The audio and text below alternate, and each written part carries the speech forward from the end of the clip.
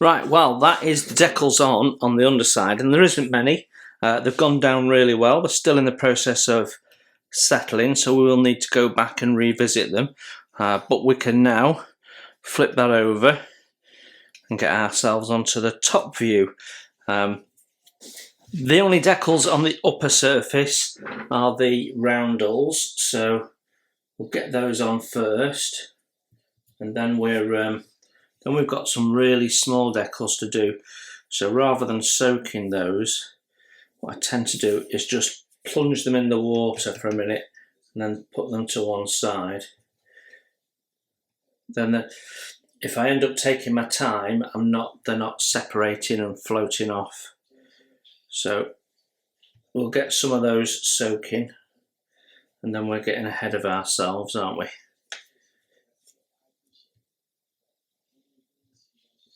Okay, this one hopefully is ready to go. Yep. So always easier if you orientate yourself to your instructions. So it's going here, not quite touching that. Just going to put a bit of water on in this area here.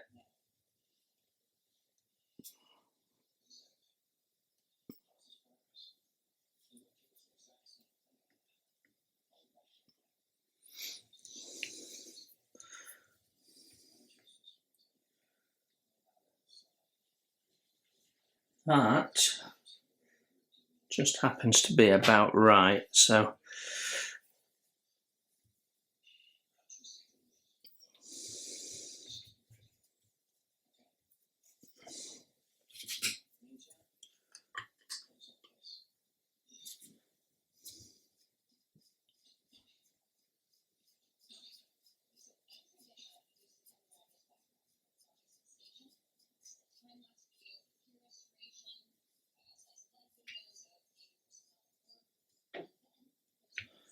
okay, I'll leave that for a minute, and let's get some more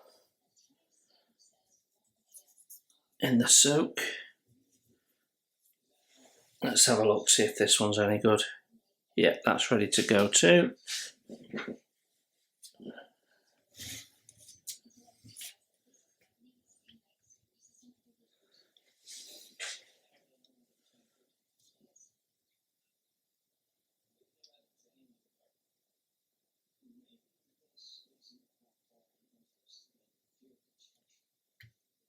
About there, I think.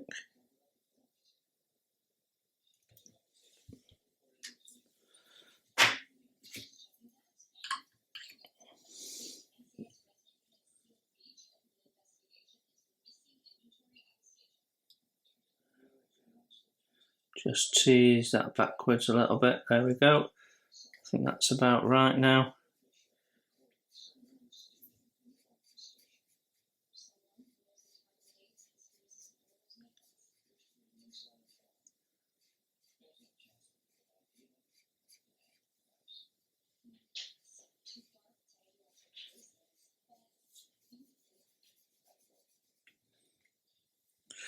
Okay, leave that to go down as well. So next job is decals down the side.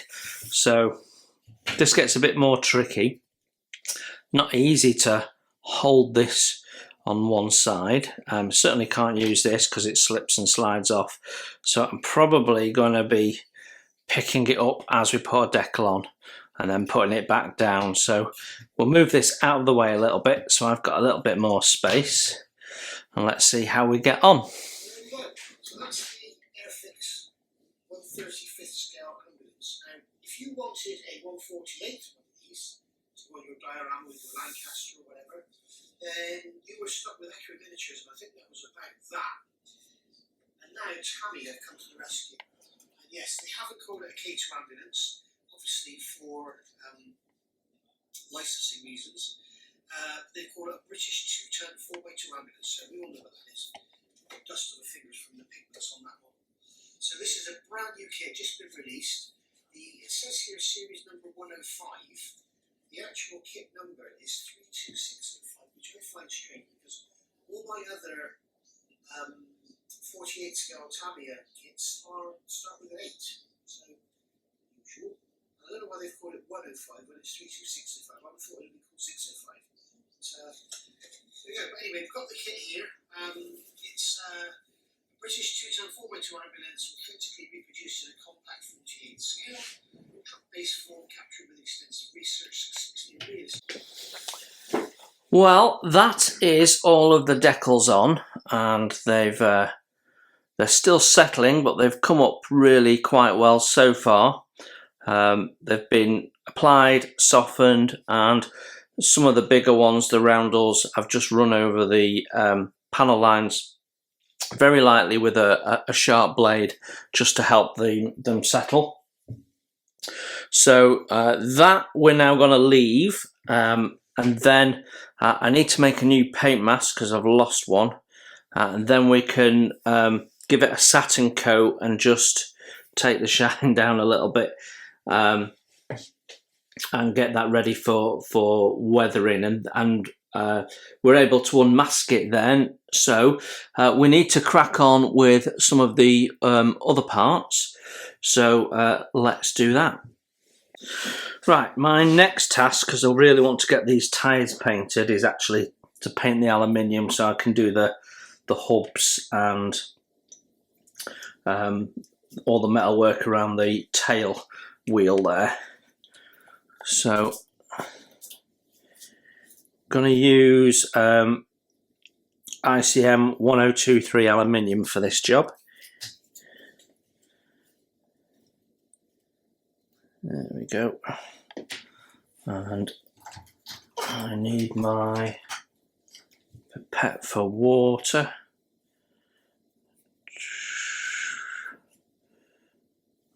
Which is none of them. I've got, it'll be the last one I pick up. Yeah, it was the last one I picked up. Funny how that works, isn't it? Right, so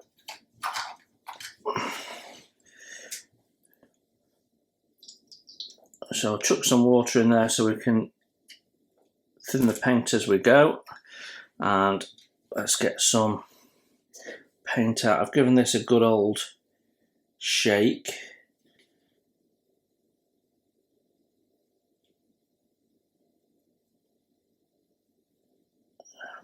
This is quite a bright aluminium. It responds to a dose of weathering really well. I'm just going to take this dried paint off because I think that's why my top was a little bit stiff to get off. There we go.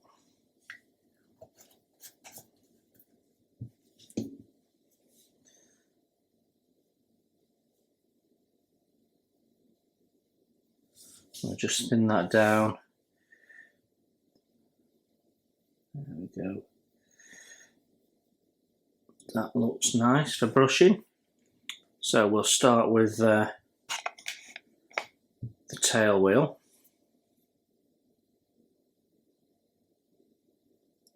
Now I know some people will think, well, you should be black base in this.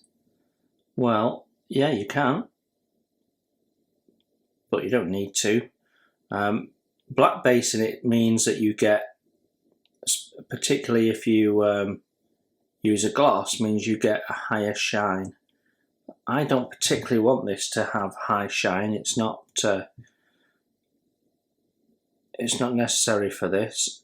In fact, a duller aluminium colour is more desirable, to be honest. I don't have to worry about neatness too much, because obviously we'll paint up to the lines when we do the aluminium. Do the tyre black, I should say.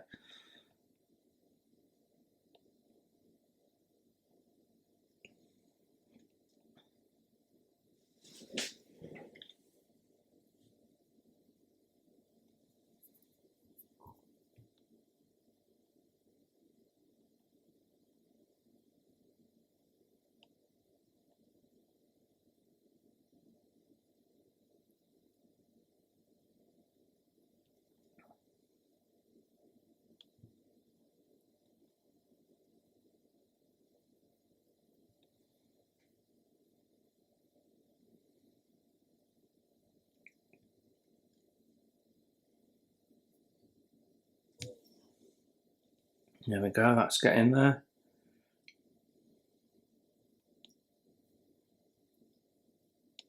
And it's actually got quite a nice shine despite the fact we didn't have a black base coat. Okay, we'll leave that to dry as a first coat. And now we can tackle, oh, just put that in the wrong water, so I've just contaminated that. Right.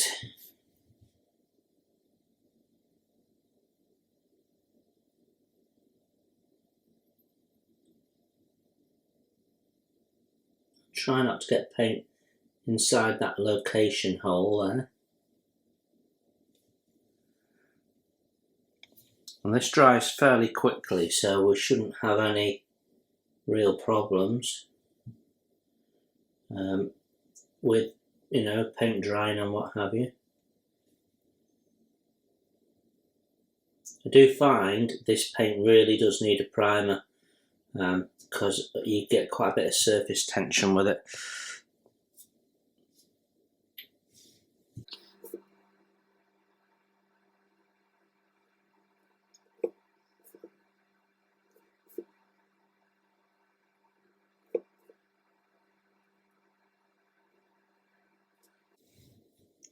Right, we'll leave all that to dry for a minute or two, and then we'll come back and do a second coat.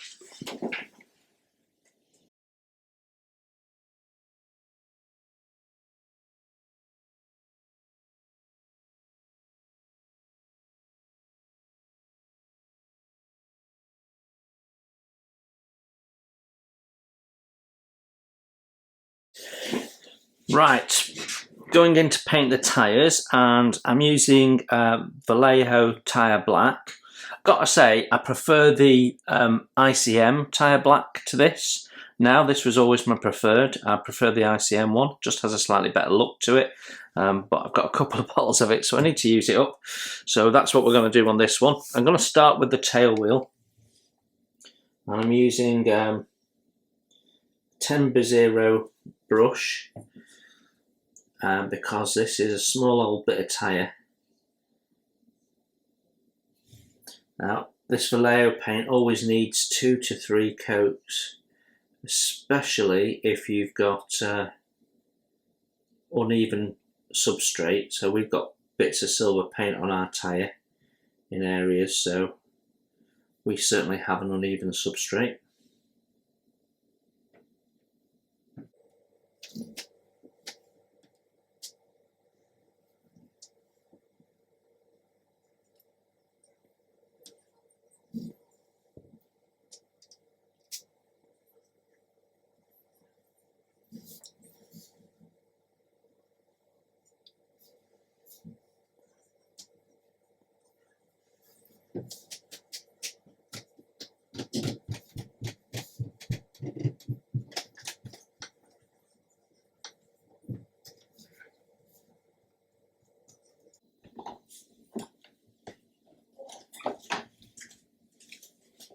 Is that Daisy still asleep? Daisy just woke up. Did you? I have to ask, did you wake her up? No. She woke up on her own time too. Okay.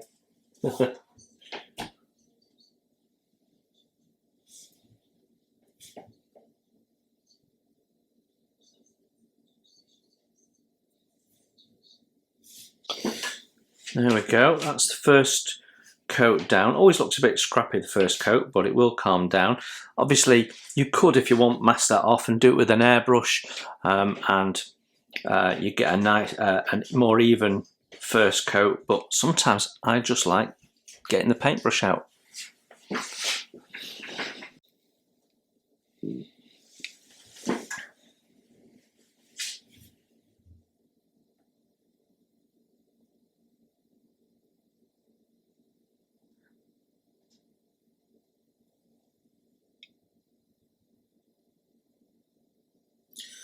Well, it looks like we've got away with 2 coats on the tyres, so I'm happy with that.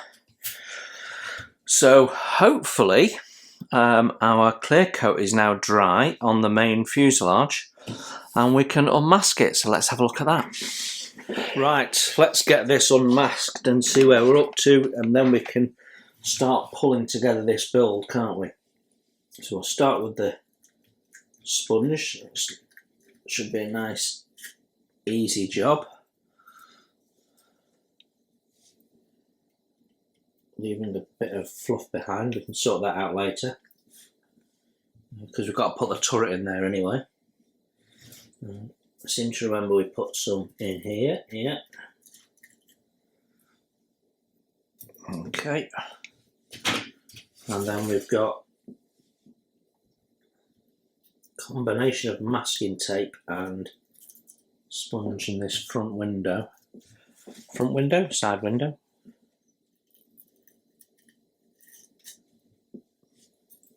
There we go. That all looks good. I don't see any issues with that. Yeah, happy with that. Right. Now we've got masking on the wing lights here.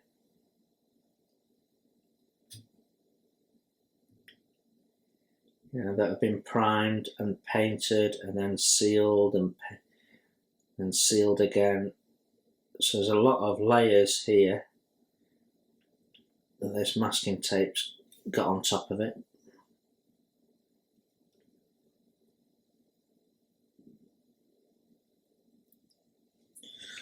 Well, I'm happy with that as well. That's good. Hopefully this one will come off just as well.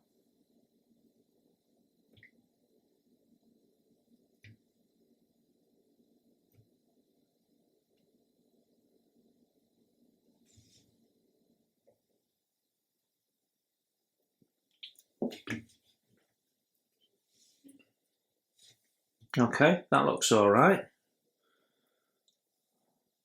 I think we might have a little bit of touch up on that. I think the masking tape has actually covered a little bit of an area that needed painting. Right, now the main thing is this huge glass canopy. Oh, we've also got, let's not forget this, we've also got the mascal here. So let's, there we go. Right, now that's going to give me a little bit of a problem with how the paint's built up. So I'm going to push that back in,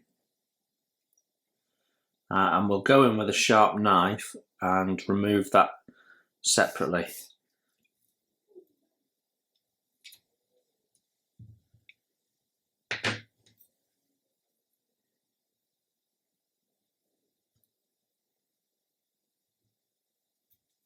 Got a small amount of bleed in the corner there.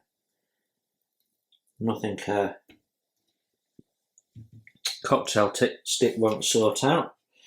We had a problem with this mask coming off part way through painting, so you can see there's a little bit of overspray there which we need to clean up as well.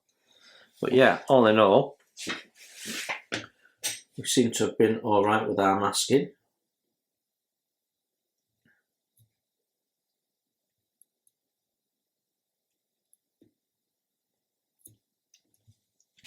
Right, I'll carry on with this, and then you can have a look at it when we've got it done.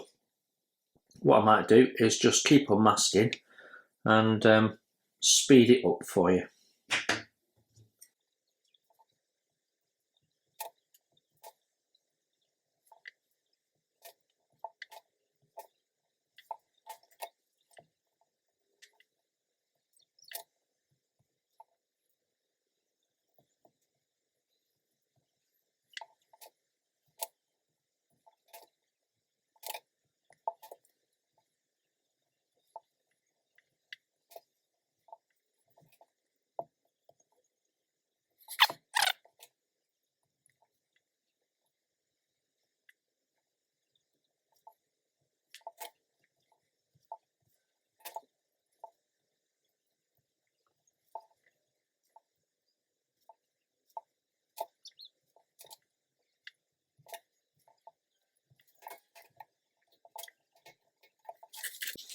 Well, you simply forget how much glazing is on this when it's all masked up and you're painting things and you're doing other stuff, and a couple of weeks, maybe this has probably been masked up now for about 4 weeks, so you just forget how much there is.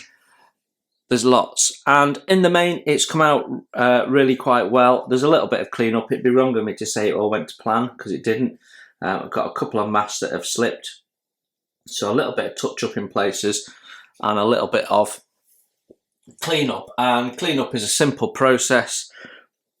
I'm just going to go in with a cocktail stick and smarten up the edges. You can simply rub the paint off.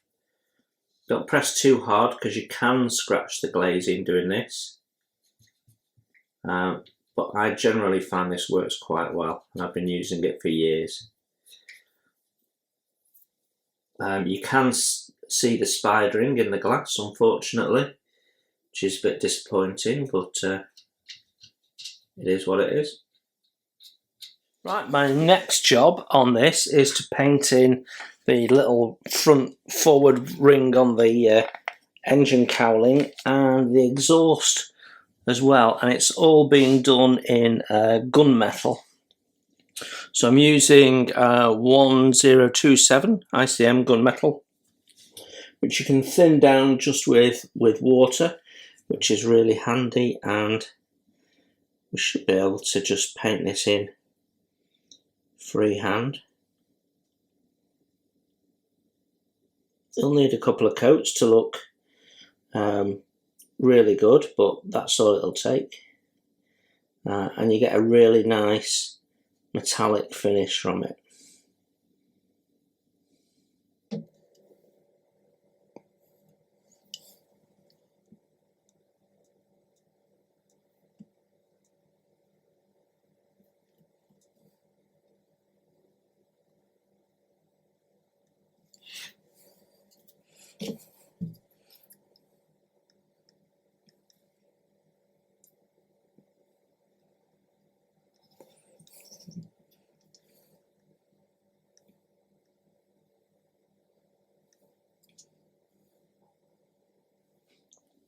So that's our first coat, and you can already see how metallic that's starting to look. And when we do a second coat over the top, that'll improve even more. So I'll get the other one done, and then we'll have a look at what the next step is.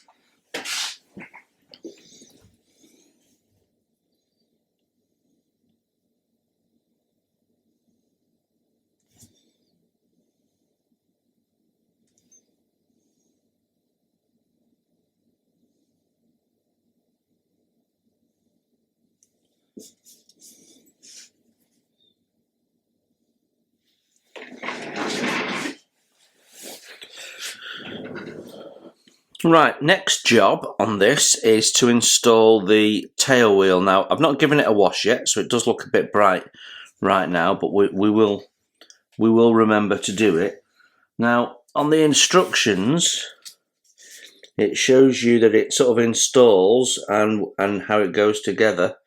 I don't like it when you've got to do things blind, and we're a bit like that today. So we're just going to test fit it.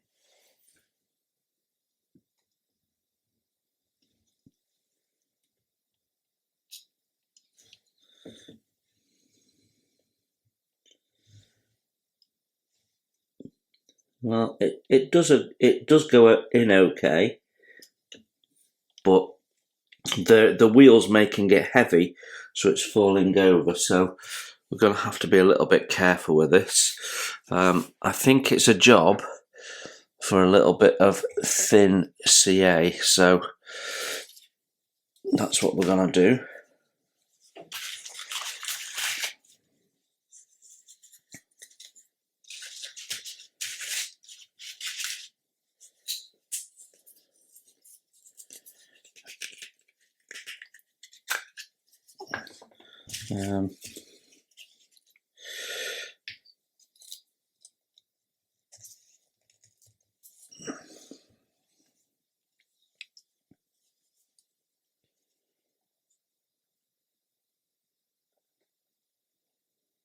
A little bit on that bottom edge, and then a little bit on the bottom edge of that lump.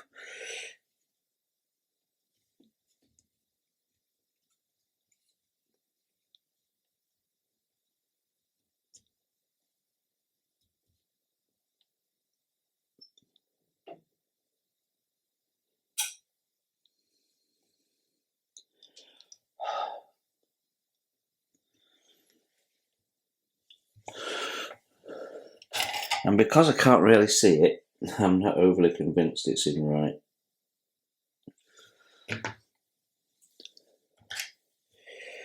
So what I'm going to do now is I'm just going to put a small amount of thin glue onto my wire. This is my glue applicator. Whilst holding the glue applicator where I want the glue, so it should hit the wire, run down to the tip, and then end up being placed where I want it.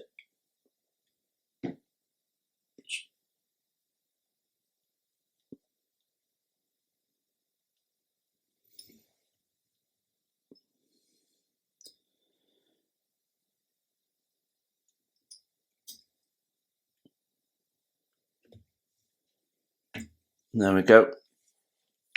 So that's a little tip. It only works with thin CA for obvious reasons.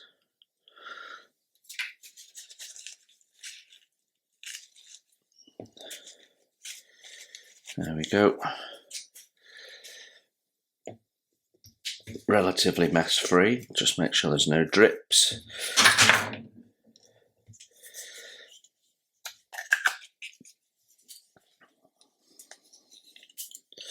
Job done.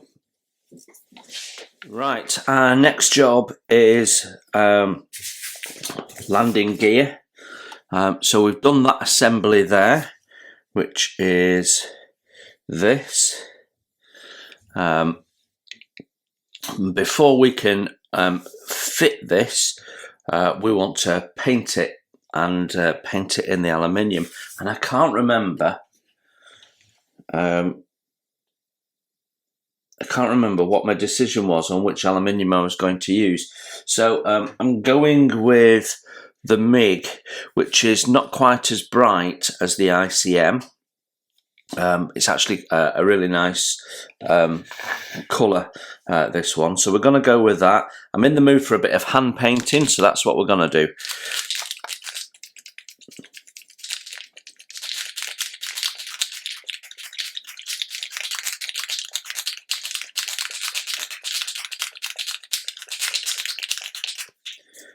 So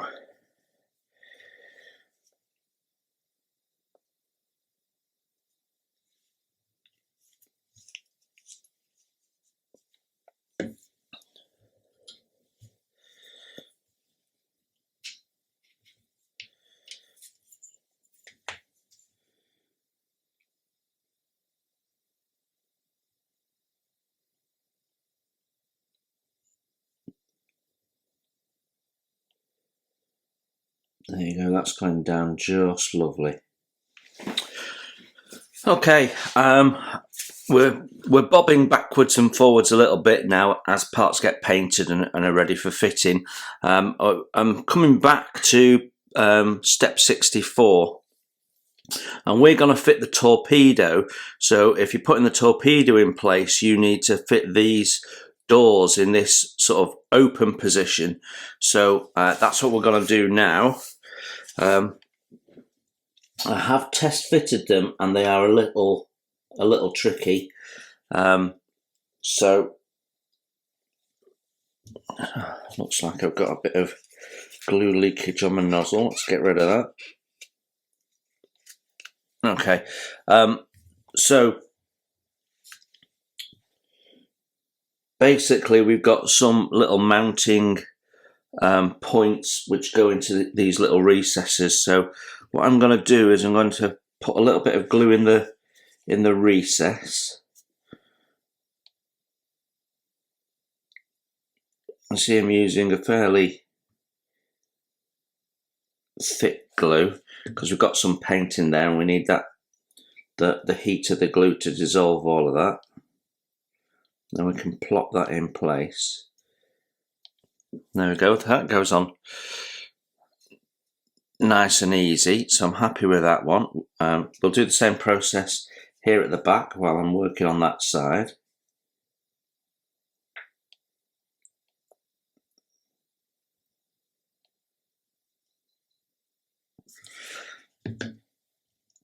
So they're all sort of handed, so you need to dry fit them all and make sure that you know which one's which before you start doing this. Right, where's my tweezers?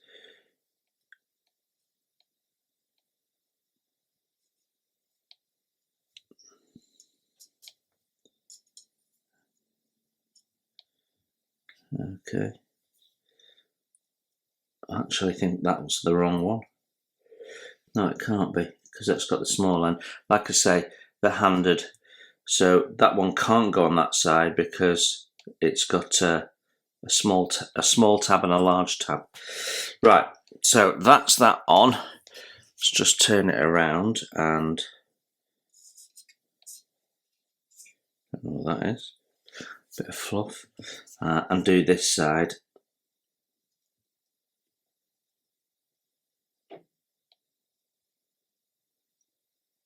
Got to say, I've been using this precision plastic glue from Deluxe for a little over a year now, and I have never once had a clogged nozzle, whereas I used to get them regularly with the Contactor Professional.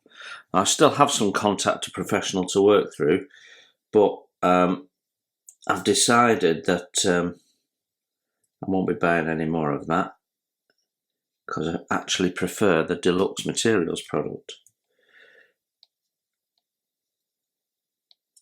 There we go, that one went in easier. Okay, that looks good.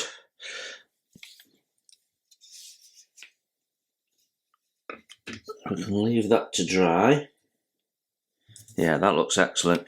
And that completes our step 64. So we've got these to install now.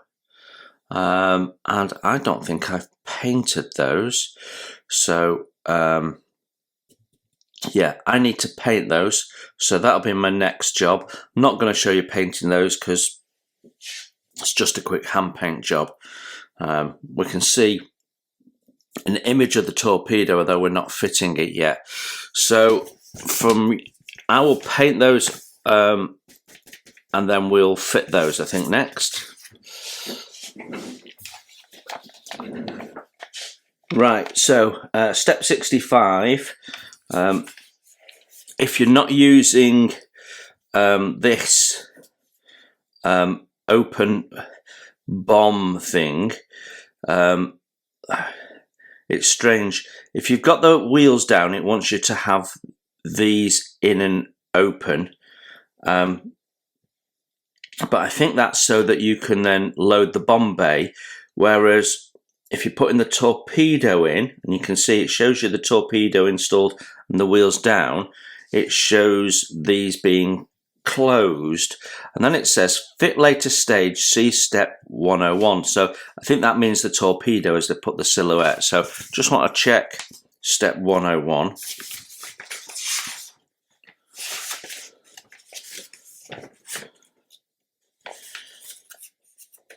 Right, so it's showing you there, when fitting the torpedo, cut the doors from part C17 and discard the middle part highlighted in green.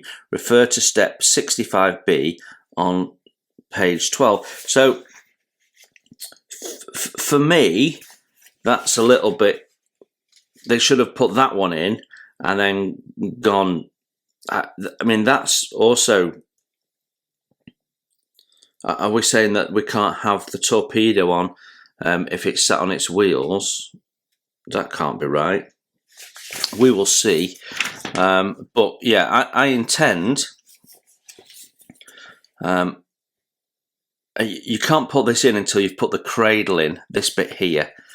But what I'm going to do is I'm going to cut them off now so that we can paint in edges and bits and pieces like that. So that's what I'm doing. Where are we? So razor saw, we've got lines marked out, so we're just following lines that are already on. This was used as a mask, so it's not been painted particularly, but it does effectively have a coat on, but only on the top surface. So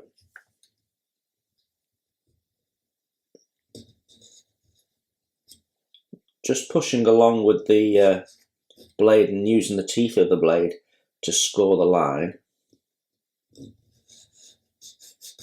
And now I'm happy that we've got a groove for the saw. We can start sawing that out. Sorry, that's going to shake the camera. So let's see if we can do it with when holding it up. Because if I do anything that rocks this table, rocks the camera something fierce, and I haven't found a way of getting around that yet.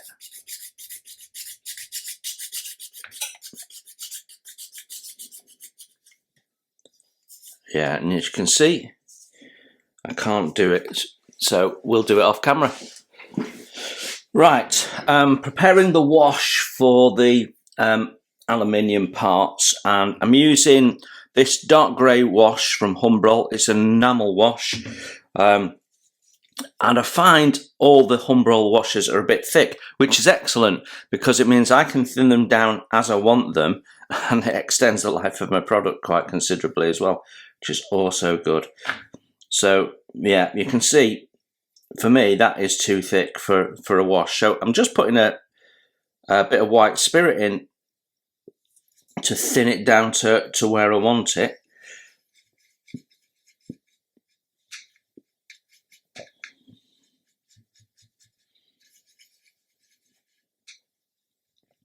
And then we can just experiment a little bit, and if it's too thick, we can thin it down a little bit further. So yeah, I'm going to get a thinner brush for the purposes of applying this. I like to pin wash. I'm not a sort of smother it all over and wipe it off type of person. So let's just see how we get on.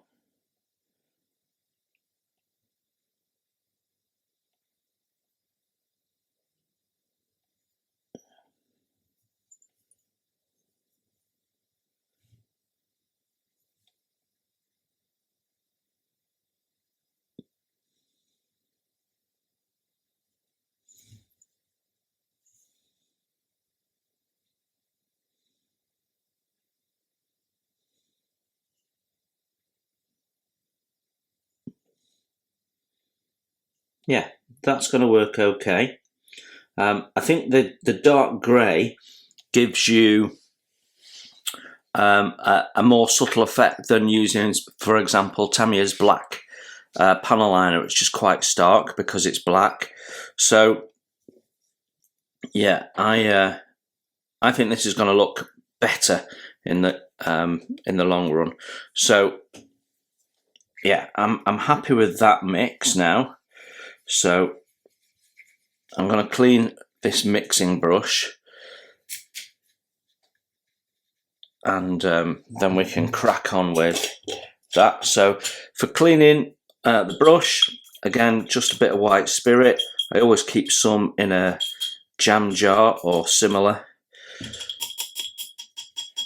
So I've got something I can clean against, and then once a year I just replace it, and you can see the sediments all settled at the bottom and what have you. So I'm ready for you can see it's quite mucky inside, but it all sinks to the bottom, so I'm ready to put some more white spirit in, and I'll be doing that this week as part of my New Year routine.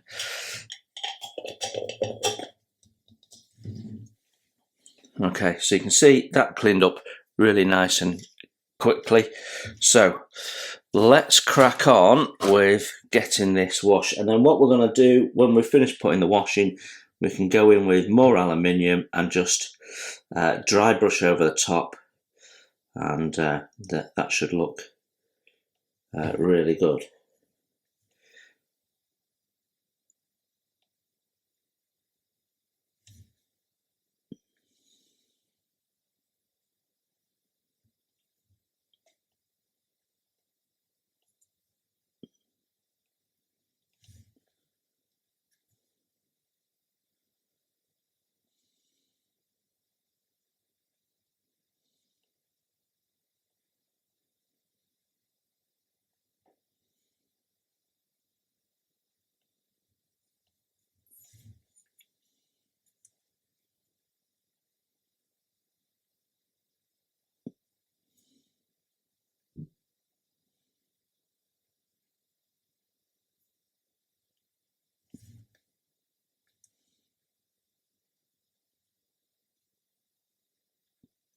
So all the nooks and crannies. Don't worry about making it look untidy. We can tidy it up afterwards.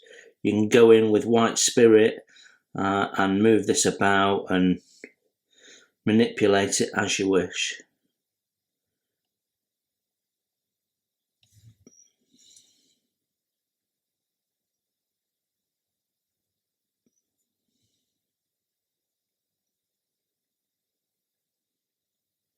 Yeah, happy with that. So I'm going to carry on and do all of these parts, and then I'll come back to you when I'm ready for the next step, which probably will be a little bit of aluminium dry brushing, and then we can consider these parts ready for being installed. Right, I am ready to do some dry brushing. So we have our paint.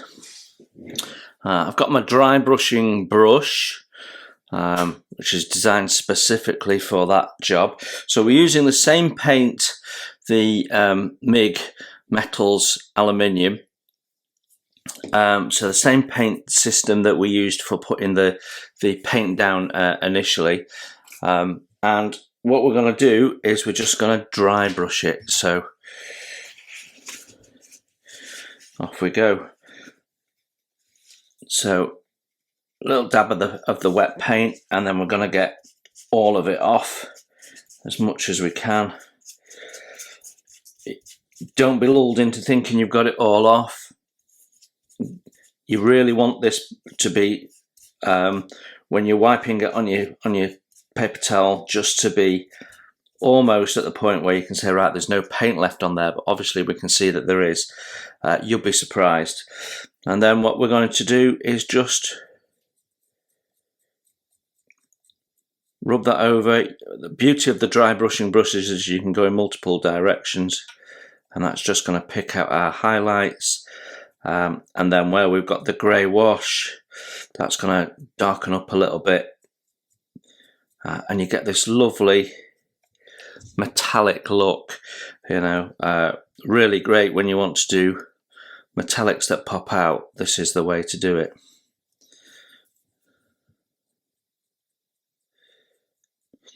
And the more you do it, the greater the spread of the dry brushing. So if you want it subtle and you just want to get the very, very top peaks, you just go over it once or twice. If you want to really get down into everywhere except for the nooks and crannies, then you're going over it several times. And I'm sort of more towards everything here. I basically want it to be aluminium with shadowed highlights.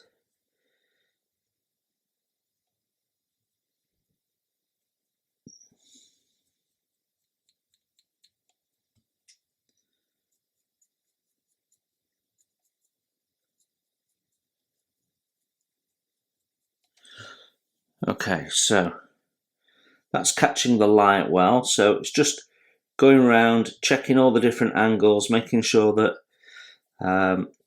you're happy that you've got the effect you want. And then you can see I'm going in different directions with the brush.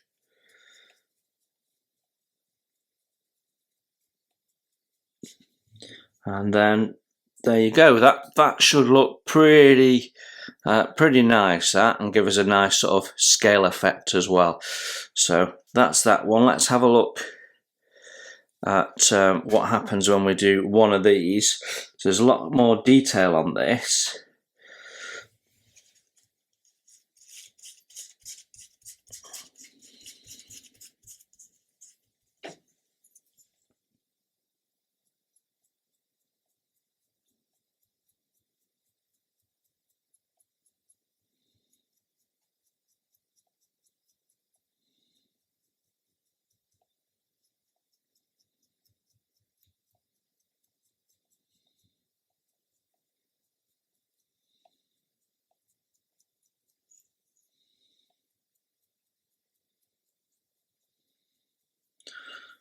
Where the brush can't get in, see, it really brings out that rivet detail.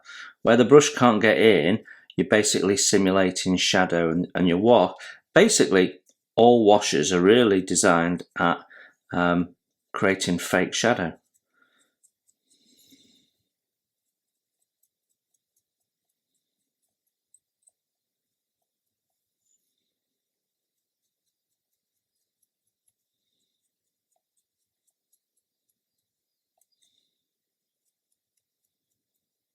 There we go. That's bringing out the detail nicely. I'm happy with that. So I'll carry on and get these done, and then we can install them into the aircraft finally.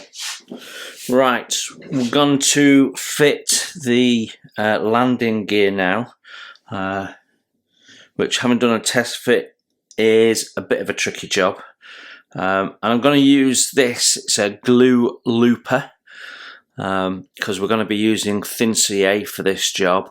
And the idea of this is that you get a run of glue in the little photo etched gully there, which forms on the end, and you get a perfect drop. So I generally prefer to use my little bit of wire in a drill bit handle for applying glue, but this and the reason is this gives you too big a drop. In my view, the droplet's too big. But in this instance, I think it's going to do the job okay. So, and it'll give me a little bit more control getting in here, because I can get into the areas nice. It's a little bit. Just think it's going to be the right thing for the job. Just get that feeling in my water. So fold that over. You can use any knife handle for this. I'm using a Galaxy Tools handle, which is actually for their riveting tool. I've got 3 of these handles, because when I bought the riveting tool, they all came with handles.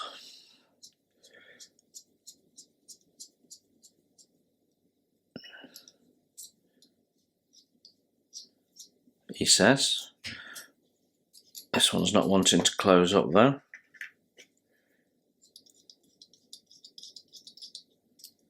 That's odd.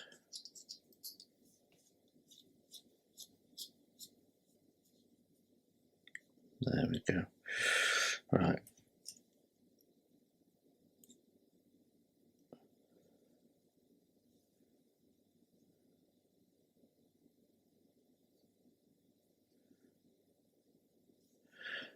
Okay, so that's our tool done.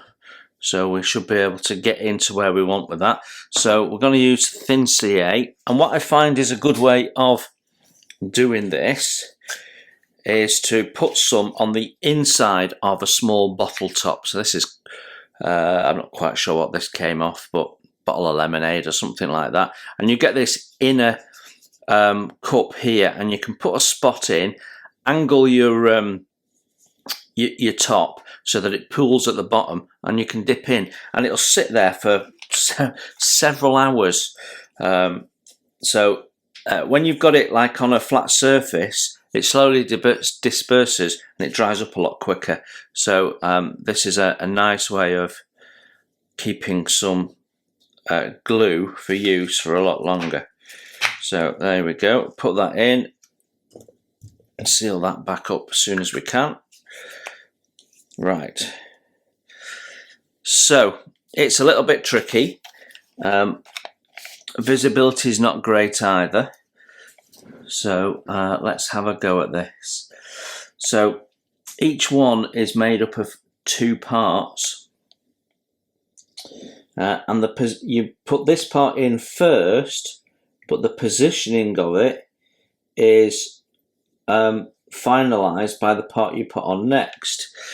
So we have to basically build it up in situ and then hope that we've got it all in the right place. Now inside here there is 2 little cutouts for the bottom of this to sit. So I'm going to start by putting some glue on these bottom places here.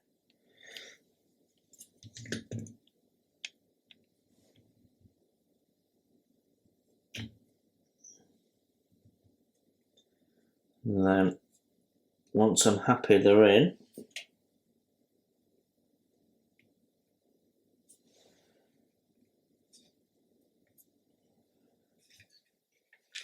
which they're not.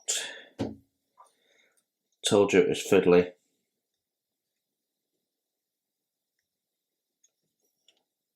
There we go. Then this can come up to meet it.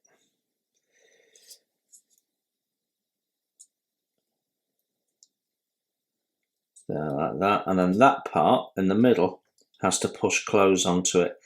So we'll start by putting some glue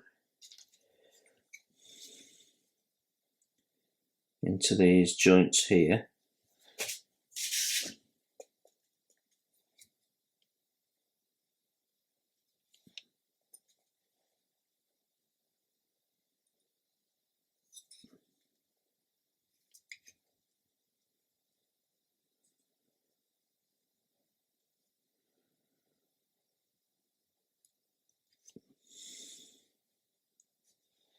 And then I'm going to glue this part in at the bottom.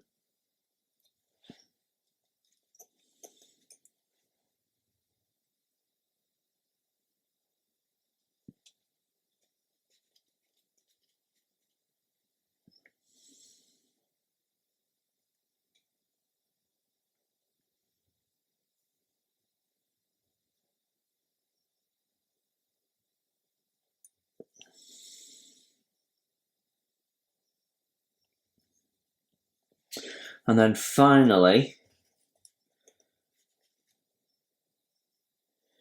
we can put some glue in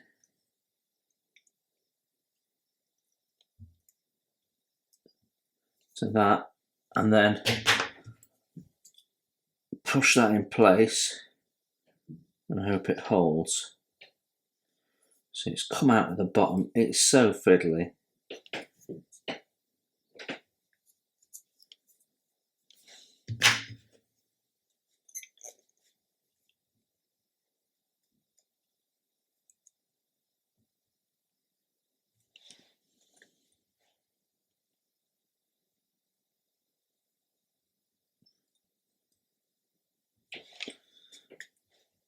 It'll look great when it's done, but it is so fiddly.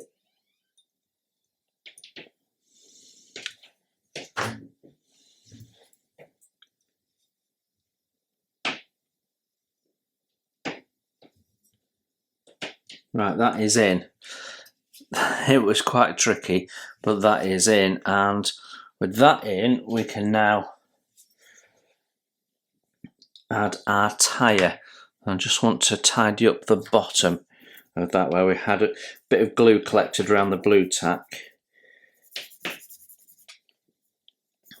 So just smooth that off, and we're going to touch that up later anyway. So we have a detailed surface and a fairly blank surface. Fairly blank surface faces inwards.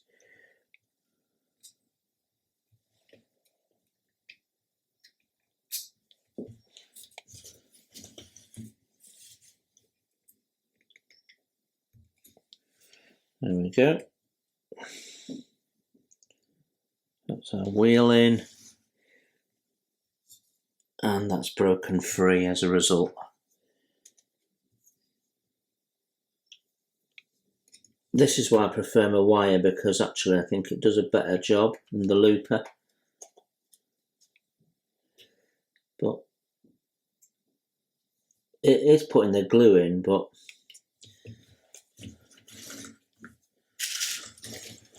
I'm not happy that it goes down as well somehow. Oh, come on.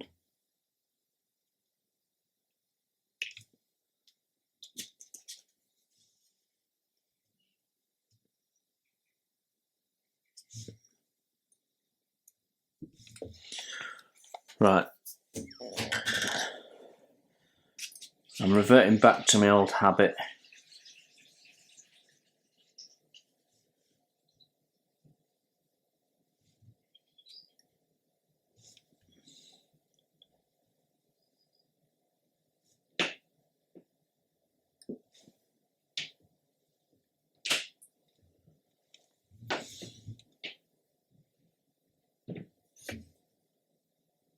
Yeah, it's not glued at the bottom either. Again, it's because the looper's not putting enough glue in.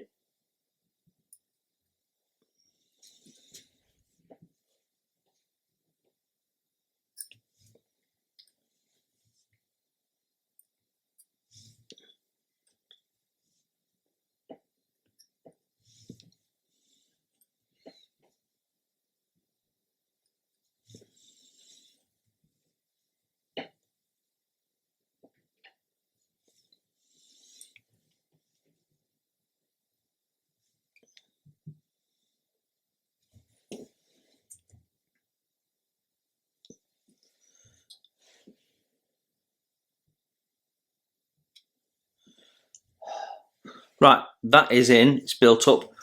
When it's built up, it actually looks really nice and authentic, so I'm happy with that.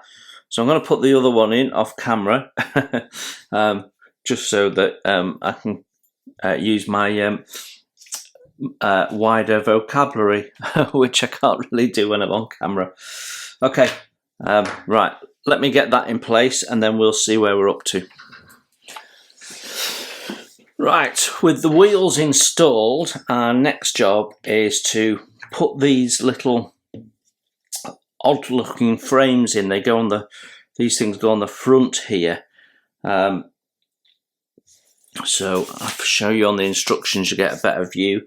These things go here. Now, they're actually telling you to install these first, but I can't see that it makes any difference. And I can only see that that might get in the way. So I'm going to do it the other way around and we will find out if there was a reason. So, making sure we've got it the right way round. So there's one bar that's flat and then two bars that come off underneath, or actually above, but when you've got it upside down underneath. And I'm just going to check my positioning. Yeah. So, a little bit of medium CA here, just a touch on each one.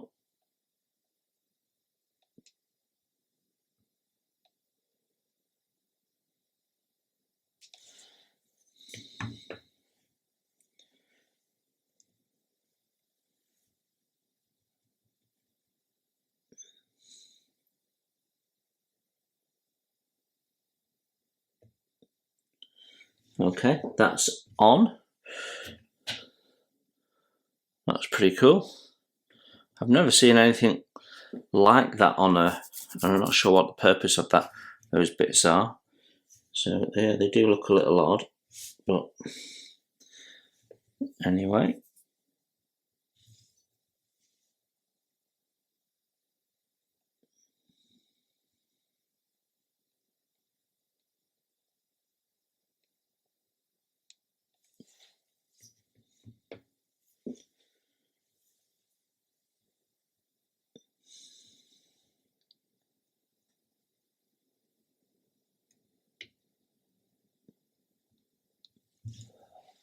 Right, that's on, so that's good.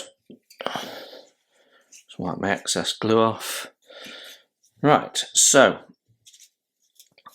that means that our undercarriage parts are ready to, the doors are ready to be clipped into place, and they're still sat here from painting. I can't remember if I painted the inside of them or not.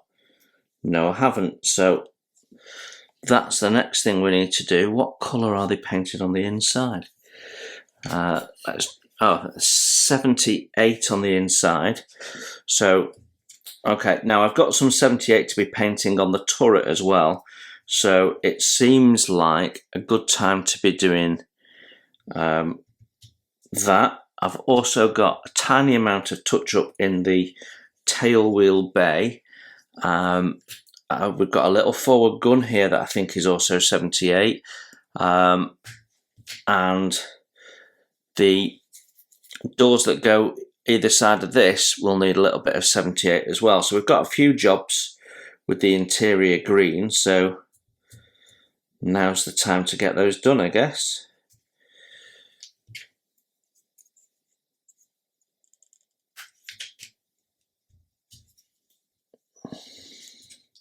Now, because they're all sort of small little jobs, some of them no more than a tiny bit of touch-up, I think we can get away with doing these by hand. So let's do that.